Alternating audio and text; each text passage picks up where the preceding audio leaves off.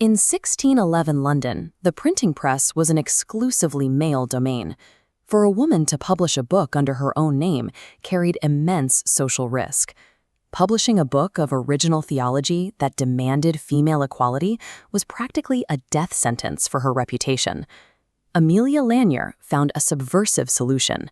She wrapped a fierce, systemic critique of male authority inside a completely traditional, submissive devotional poem about the Passion of Jesus Christ. As seen in this 17th century print, we know exactly where this text was manufactured and sold. Lanier's title page explicitly states it was available in Paul's Churchyard, the bustling commercial center of the English book trade in the shadow of St. Paul's Cathedral. But before a reader even encounters the religious poetry, they must pass through a gauntlet of introductions.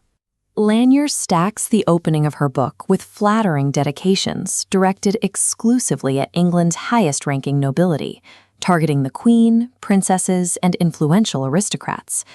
Lanier was intentionally building a coalition of female wealth and royal authority. By naming these specific queens and countesses as her patrons, she created a political shield, daring male critics to attack her ideas and risk insulting the country's most powerful women. When the main text finally begins, it is addressed directly to the Countess of Cumberland. Lanier bypasses male clergy entirely, positioning a laywoman as the ultimate judge of her arguments. Before a single line of scripture is discussed, Lanier has co-opted the conventional system of literary patronage. She weaponized aristocratic flattery to protect a deeply dangerous feminist thesis. The core narrative of Lanier's poem is the Passion of Christ, the story of his arrest, trial, and crucifixion. As she retells this familiar biblical sequence, she edits the Socus, framing the entire event around male failure. She begins in the Garden of Gethsemane. While Jesus is in agonizing distress, his closest male disciples fall asleep.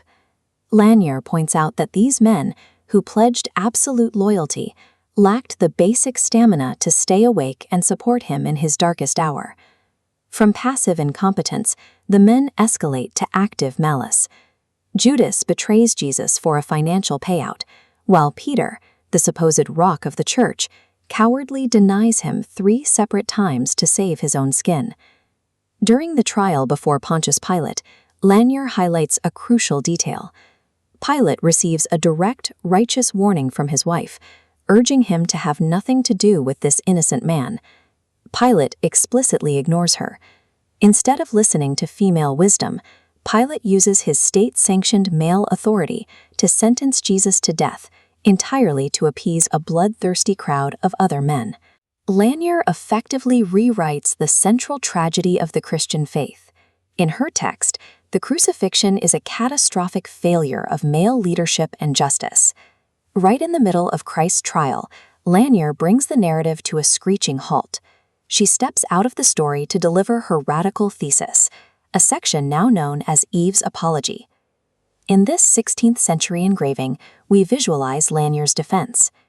Eve offered the apple out of pure love, lacking malicious intent. Then she prosecutes Adam. As the supposedly stronger, wiser sex, Adam should have resisted. By willingly receiving the fruit, his failure is his own. This sets up a comparative theological trap. Lanier takes Eve's original sin and places it side by side with the men's decision to murder Jesus.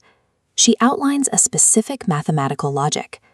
On one side, you have an ignorant mistake made by Eve.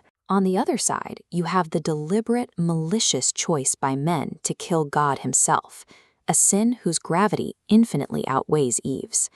The conclusion derived from this logic is undeniable.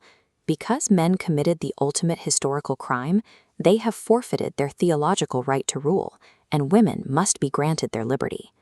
Having delivered her manifesto, Lanier resumes the chronological story of the crucifixion, forcing the reader to view it through a radically altered lens. This engraving illustrates the contrast Lanier highlights next. She pits the violence of male executioners against female virtue, the women who stayed at the cross. She elevates the grieving Virgin Mary and the daughters of Jerusalem, who publicly mourned when men demanded his death. As the poem draws to a close with the resurrection, Christ's victory over death validates the spiritual perfection of the female reader.